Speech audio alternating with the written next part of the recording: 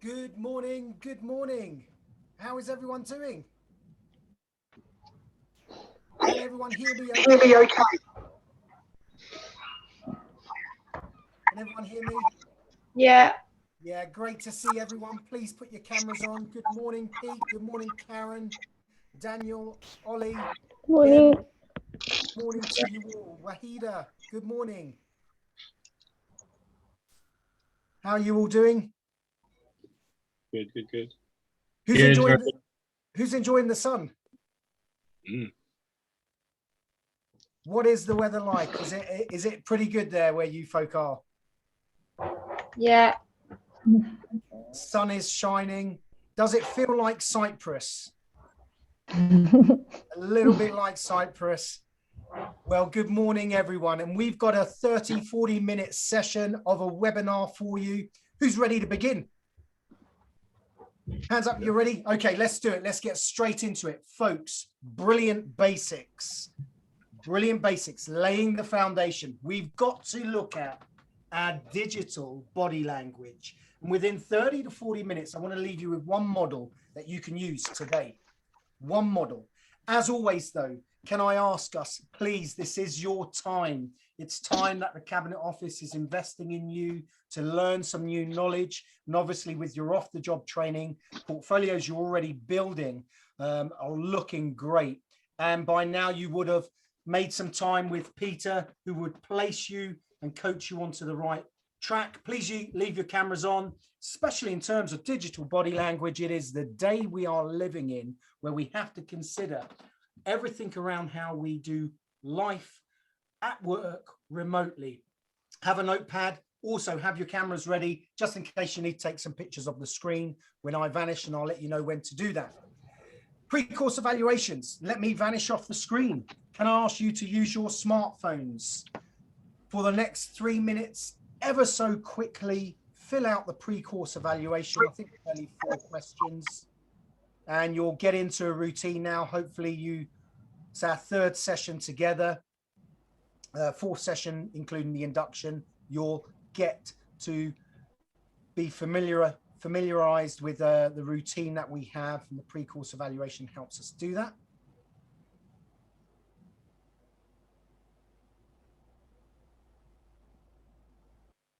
Give you a couple of seconds to do that.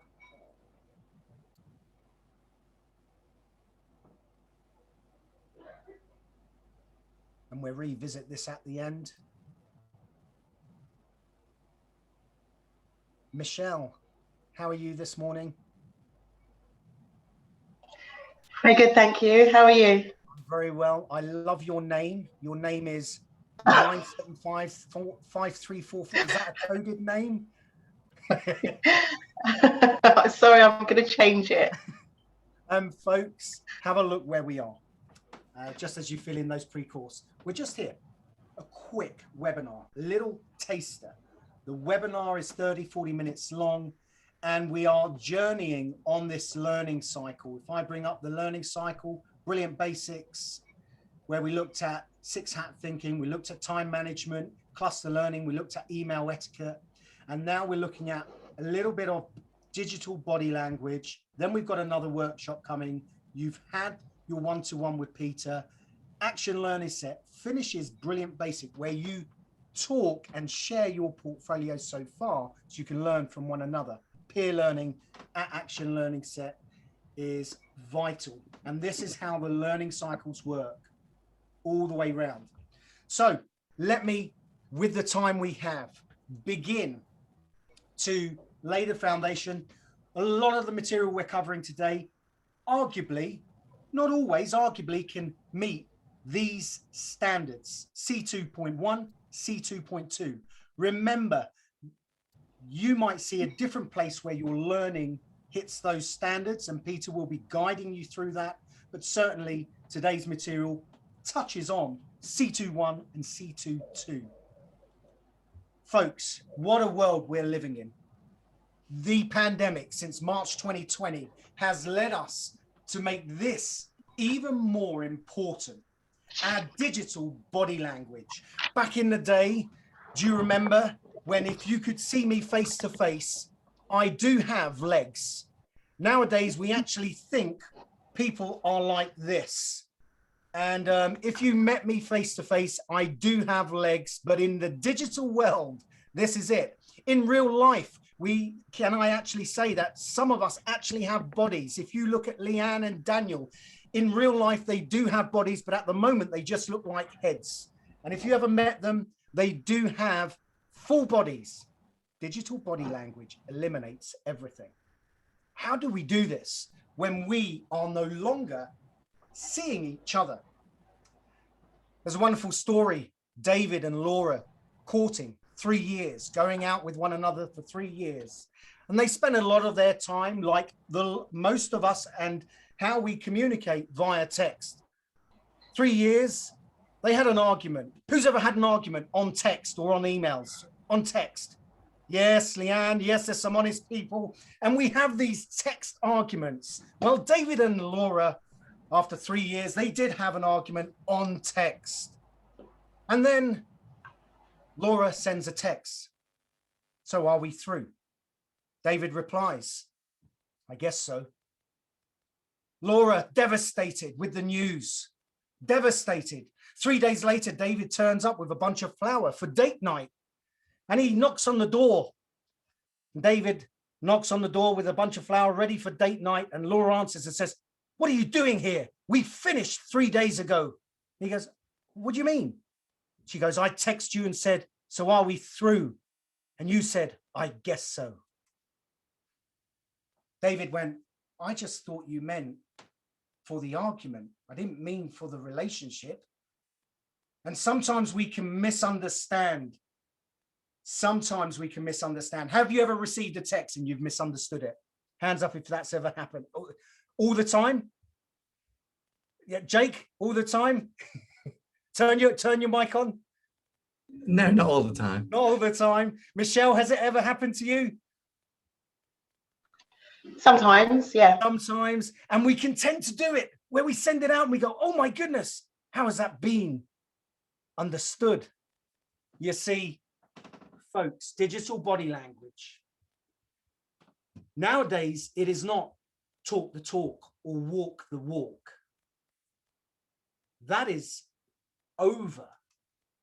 It is now we write the talk. Our digital body language, how we communicate in emails, text, even in video conferencing. Do we use the chat that is in Zoom or MS Teams to show value? Plays a part in our digital body language. Let me give you a quick indication of what digital body language is and isn't. It is tailoring, according to Erica Darwan, who's done research on this. It's tailoring communication, not to fit the natural preference of a generation. You say, what do you mean? Not to fit the natural preference of a generation. Let me just move out the way here. But to get tasks done. Because nowadays, every generation, even in this room, in this forum, I believe there must be 3 generations. iGens, anyone born 1996 and above, hands up. 1996 and above, you are called iGen. You are an iGen, according to research. Anyone born about 1983 up to 1996 onwards, 1983 up, you are millennials. I will be a Gen X. In this room right now, there are 3 generations. And in Cabinet Office, you will have 4 generations, even Gen Y. Digital body language is not about a generational thing anymore. It is how do we get stuff done through people. Right now, the research has shown 70% of what we do is done virtually. Oh my goodness, accelerated by the pandemic. 70% of what we do is done virtually, whether on text, email, whether on Slack, Yammer, Trello, or good old-fashioned video conferencing. On average, every day we send 306 billion emails. 306 billion emails. Unmute your mics. Let me ask you a question. How many emails do you reckon on average the UK workforce send every day, each person? How many emails? Have a guess. The only wrong answer is the untried answer.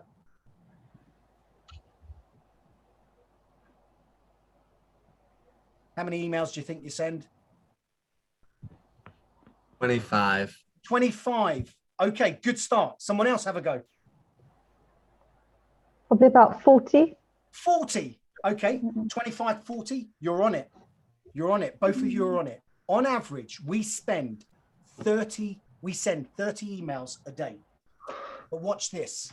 96 emails we receive, we're just fielding. That is all those junk emails, newsletters, emails we've been CC'd into, BCC'd into, which are irrelevant. We deal with that every day. 30 we send, 96 we're juggling. Research in the Journal of Personality and Social Psychology has shown this: 50% of the time, the tone of our emails is interpreted. Current research. Our digital body language matters. Where before face-to-face, now 50% is interpreted through what we do on emails. Let's continue.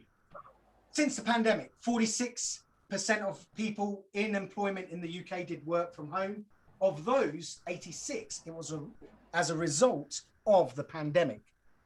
57.2% did some work at home in the London area. Everything is virtual.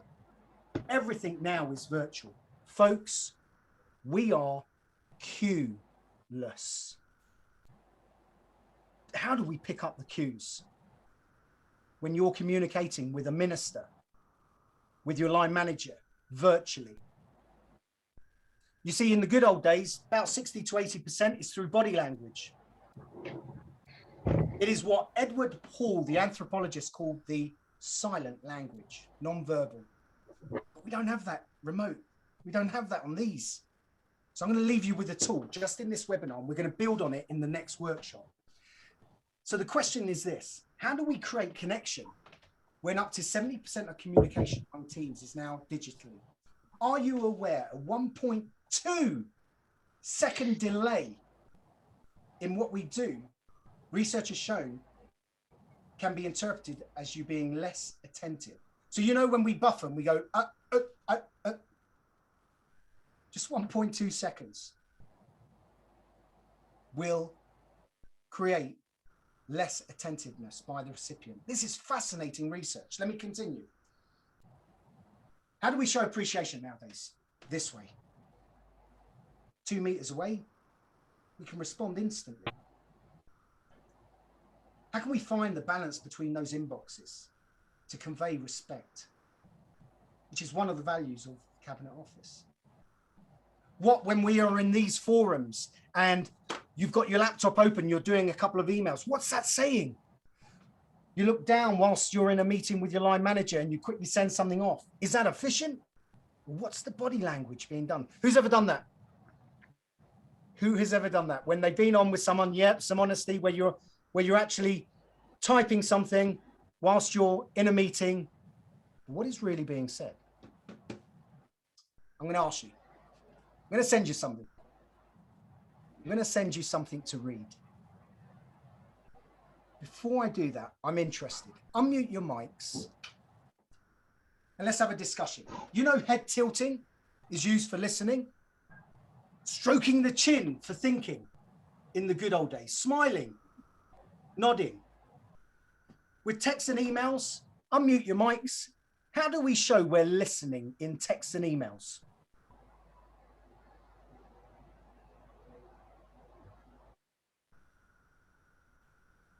Tough question, right?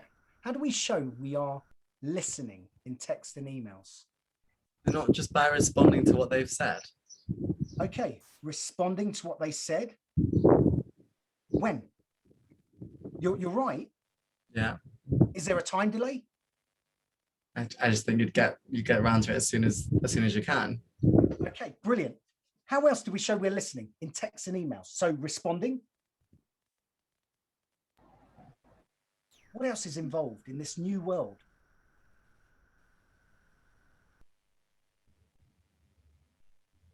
If your line manager sends you an email and you reply, how do you show you're listening?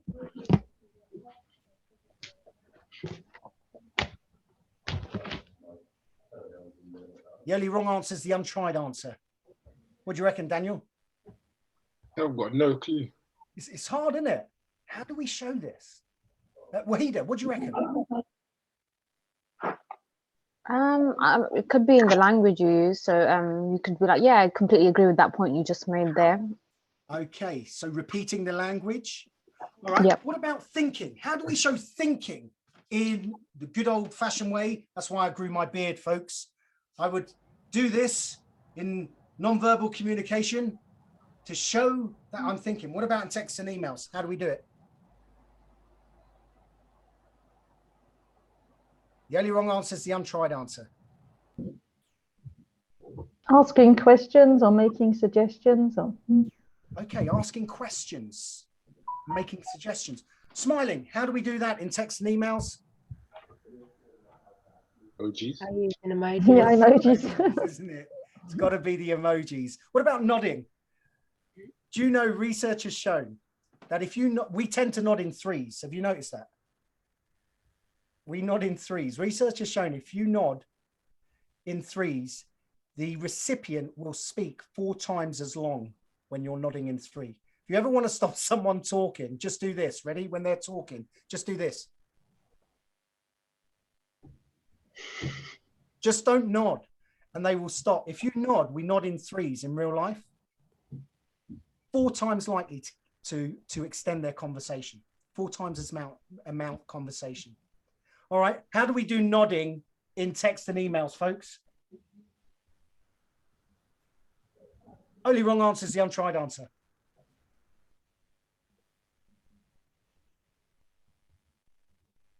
Leanne, what do you reckon? I don't know. Just by saying yes, no. Yes, no. It is tough, isn't it? All right, here's some suggestions. What's coming out from research by Erica Darwan. Head tilted, showing you're listening. It's now liking. Praising another person's input in an email. You picked up on it. Making a detailed comment verbally or in a chat box during a video call. That is the new listening. That is the new listening. So next time you're in a meeting with your line manager or with someone where there's a group of team, use your chat because it shows listening. What about thinking, stroking the chin, taking a few extra minutes, which is what Jake picked up on, to respond to a text, indicating respect for what is said, writing long and detailed responses to an email. It shows thought and focus. This is what research is showing. Pausing during a conference call instead of just saying the first thing that comes to your mind. Have a look at this. Smiling. Did you know smiling is contagious? Did you know that? Research has shown, watch this, ready? Ollie, can't hear you, your mic's off. Ollie, are you speaking to us? Oh, I'll pick up afterwards.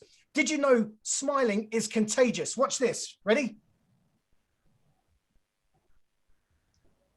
How many smiles? Look, a few smiles.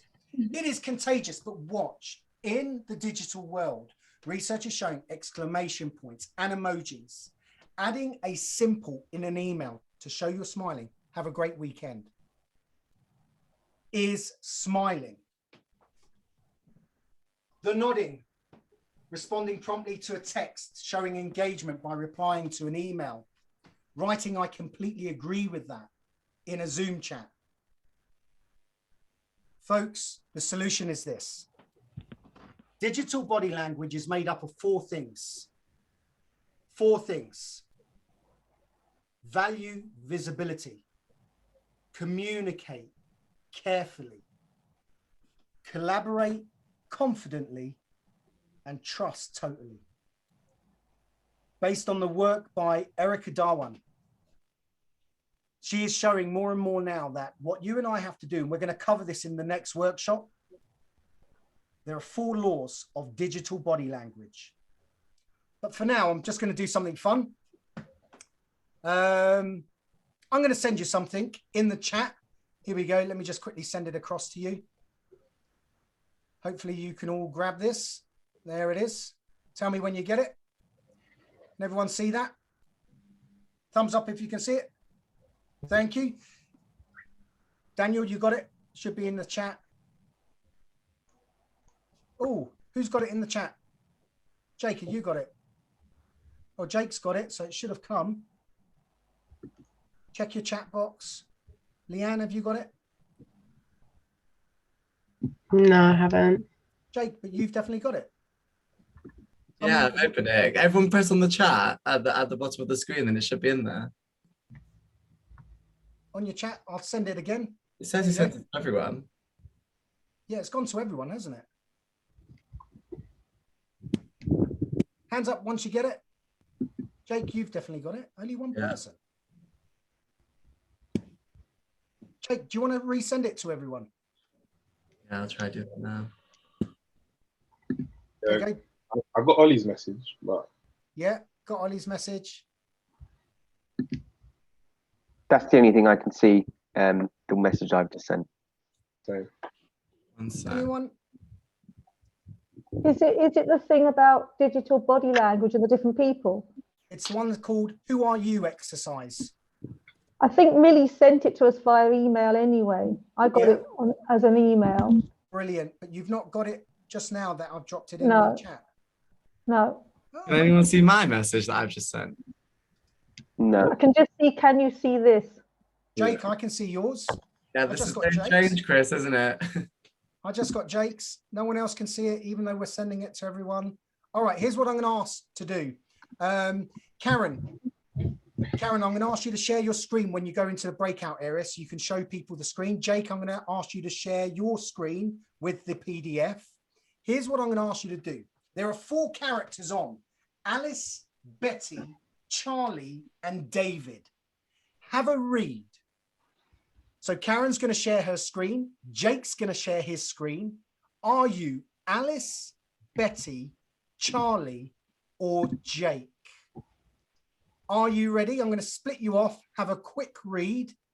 Let's just make sure. Karen, you're in one room. Jake, you're in one room. Are you happy, both of you, to share your screen with? Lovely. All right. Are you Alice, Betty, Charlie, or David? Away you go. 3 minutes.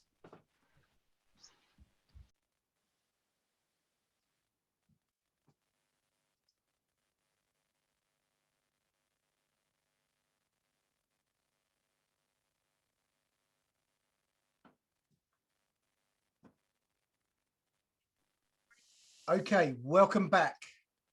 Welcome back. Let's just wait for everyone to come back. Can everyone hear me? Okay. All right, folks. Alice, Betty, Charlie, and David. Alice, Betty, Charlie, David. This little exercise will show you what signals you give off in email. Alice. The emails that Alice sends are short and to the point, but she always takes the time to craft a specific and useful subject line and proofread her emails for clarity. She may include a single pleasantry, have a great day, or let me know if I can help further. She uses emojis as additions to text and IMs. They don't take the place of words, but usually add a smiley face or a thumbs up to the end of a message to add some emotion. Generally, Alice answers emails within 2 and 3 hours, responds to text within a few minutes, and answers calendar requests almost immediately. She knows her response will be delayed. She always lets the other people know in her team communication. She follows the norms in all communication guidelines. Hands up, any Alice's? Oh, okay. Quite a few Alice's. All right. Betty. Betty's emails are always polite, even if she's apologetic about something. You never know it. Her most used emoji is the upside down smiley face. As for response times, it depends on the person who sent her the email. If it's her boss, she'll respond at once. If it's someone she dislikes, she'll push against the boundaries of acceptance, but never too far.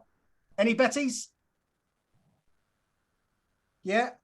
Does anyone know any Bettys? Okay, Michelle, you like that as well? All right. Charlie's. The email Charlie sends always contain fewer than 5 sentences. It's like texting.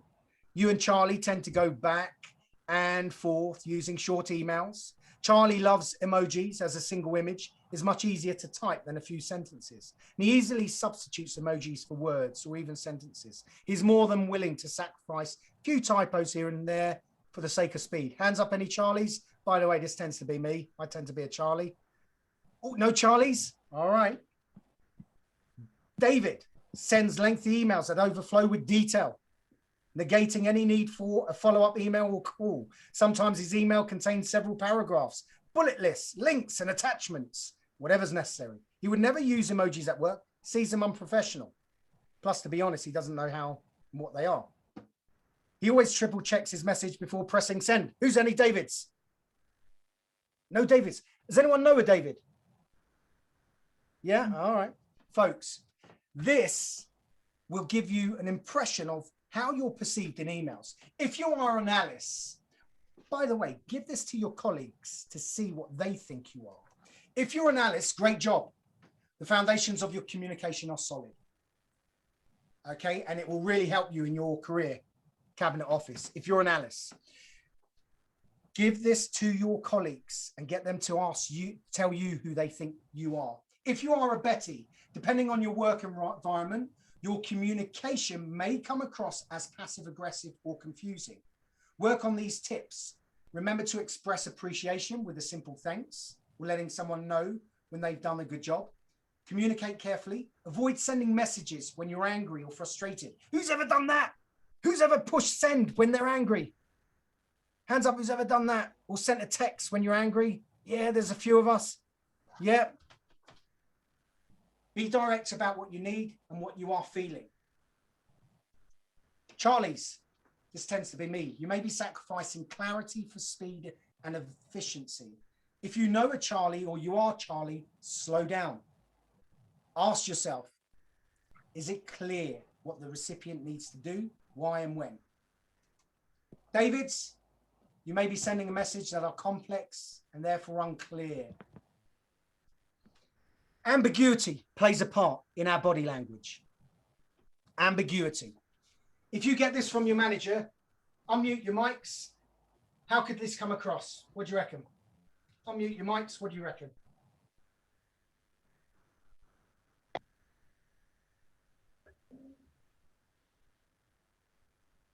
What's that saying?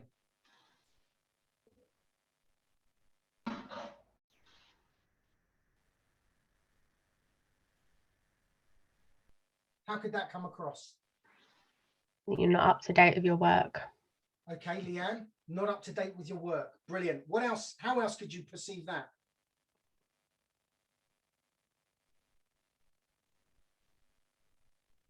Karen, how could you perceive that?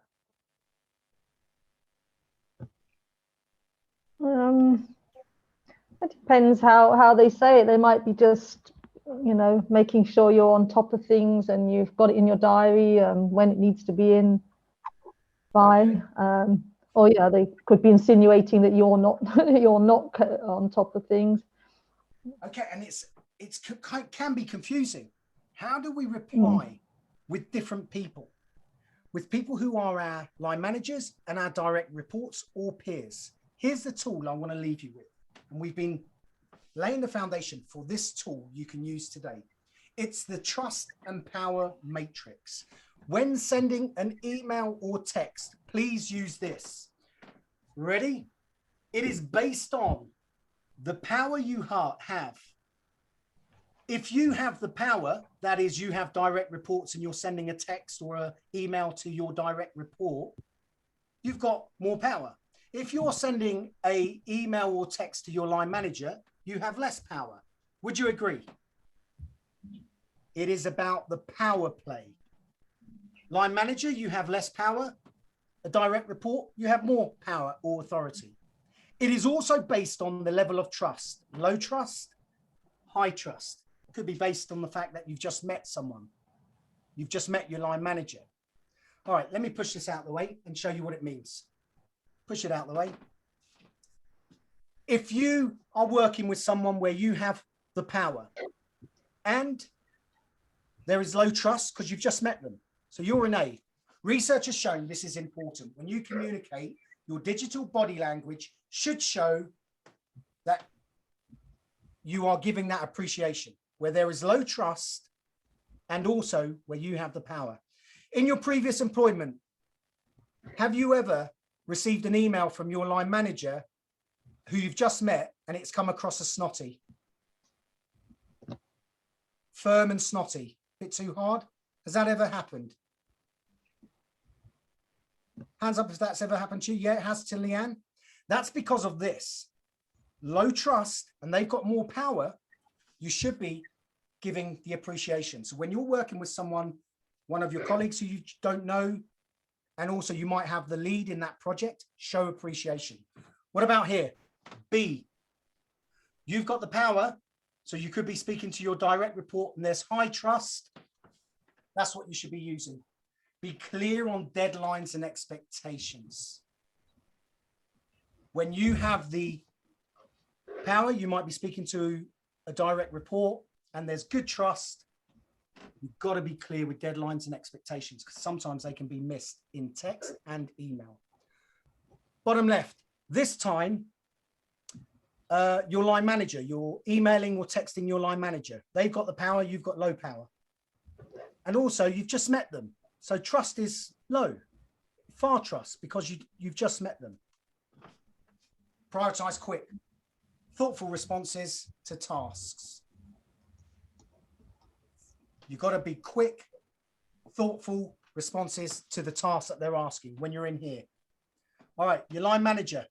And I'm going to ask you to unmute your mics and I'll ask you the question. You've worked with your line manager for 10 years. You know each other really well. You know, you've worked with her for 10 years. She's absolutely fantastic. High trust. You've got high trust. She's got the power. What's the danger that you've got to be mindful of when texting or emailing someone you work with for a long time? They're your line manager. What do you got to be careful of? Over familiarity. Well done. Why is that, Karen? It just might erode the professional level of the relationship too much. Yeah. Absolutely. Folks, this is a brilliant little concept to use. Karen, you've picked up on it. If you're working with your line manager and you've known them a long time, don't drop your guard and let your messages become sloppy. This matrix helps our digital body language to stay crisp.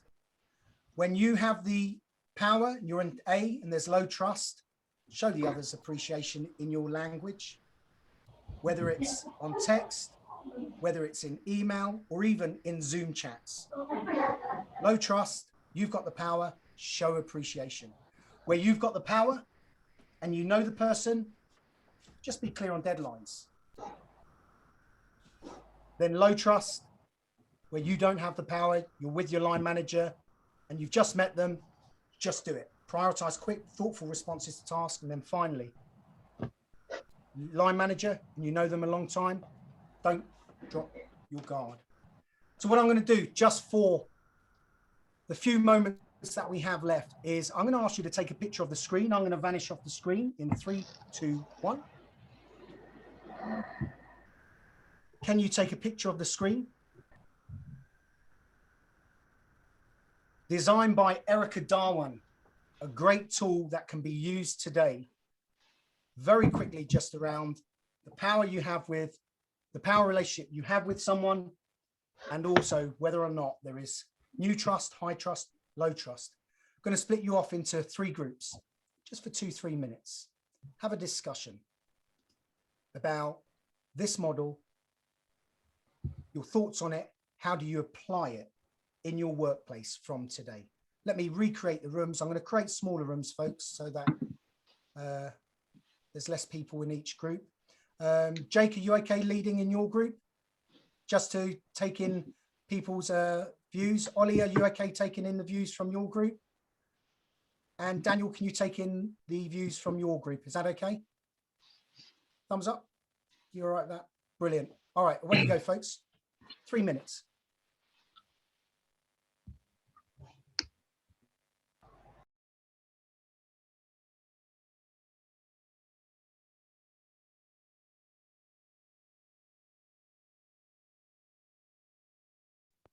Welcome back. Welcome back, everyone. Just before we close, a quick roundup. Jake, from your room, what were you discussing? What are your thoughts on how this can be used? Jem actually said a very good comment, so I'm just going to pass it over to her. Jem. We were just talking about how we communicate with like our wider team, and we just said that basically with our line manager and like our director, we'll go quick, like we'll email quickly basically, but if it's like maybe other people within our team, maybe we'll give it a little bit of time, just maybe do other bits before we get back, but it just depends who it is really. So yeah, that's what we were saying. Plays a part, doesn't it? That whole power. The hierarchy. Hierarchy. It does. Okay, Daniel, from your room, what were your general feedback? With us, we identified that we're pretty familiar with our bosses already. So, like for example, Pete and his line manager will be sending pictures of dogs to each other, etc., etc. But the important thing is there's a clear, distinct difference for when something is work related, and then when something is not work related. But ultimately, yeah, it's about keeping that boundary. And then it's also just the mirroring. We discussed mirroring again. So, for example, my manager, the messages and emails he sends me are pretty like informal. I can like they're concise and I understand the task, but I'll just be like, "You're right, mate. Can you do this? Cheers." And so I'm not going to respond to him with a long formal email trying to be like, "Yeah, cool, it's done," something like that. But then if I was speaking to somebody else, someone I didn't know, or somebody that speaks more formally, then I'm going to speak formally back to them. So that's another important thing. Yeah, nice. And then with the stuff, yeah, the start of the main ones we're covering. Very good. And you're right. And we're going to pick up on this in the next workshop. How do we use things like exclamation marks, question marks, the dots? How do we mirror? And that digital body language becomes crucial. From Ollie's team, what are your general thoughts on this? Just as we come to close. Who was in Ollie's room? We just kind of like spoke about just the way to implement it into like the workplace is just knowing where each person fits into that group. And we just said it's very easy to fall back into like that D section, especially for me, because a lot of my emails are very similar. So yeah, it's kind of hard. Like when you're writing the same thing every day, it's very hard to get out of that D section of just making sure that they're not sloppy. Yeah, and you're right. And folks, generally this tool we actually use, and it's a quick thing. You can say, you can go, right, okay, who am I working with? Who am I going to send a text and email to? It's someone who's got more power than me, could be a stakeholder. So I'll be down here, and then it'd be, oh, I know this person really well. Chris, be careful you don't become too familiar. Oh, I don't know this person really well. Very quickly, prioritize tasks, be thoughtful and concise. And it's a quick tool you can use just like that, just by that asking those questions. Is that okay for everyone? All right, folks, let's conclude. Can I ask you to take out your phones? Post-course evaluations, I'm going to vanish off the screen. And can you complete the post-course evaluations? We do use these to with the feedback, and these do get fed back into your tripartites as we move forward to show how much knowledge you've increased and that you are applying your knowledge. Whilst you do that, let me summarize. So we've covered two things, that power trust matrix, and also Alice, Betty, Charlie, and David. Send that out to your colleagues and ask them who they think you are, and get that feedback from them. And then the next time we meet, we're going to continue this whole brilliant basics around digital body language and how we improve our communication when we are online. Is that good for everyone? Everyone good with that? Brilliant. Folks, I'll leave you to complete that. Can I just have a show of hands? Is anyone waiting to have a one-to-one with Peter? Anyone waiting to have a one-to-one with Peter? Brilliant. So you've all had one. Fantastic. Look forward to seeing you at the next workshop. Enjoy your rest of your day. Thank you for what you do in Cabinet Office. See you soon, folks. Bye. See you later. Bye now.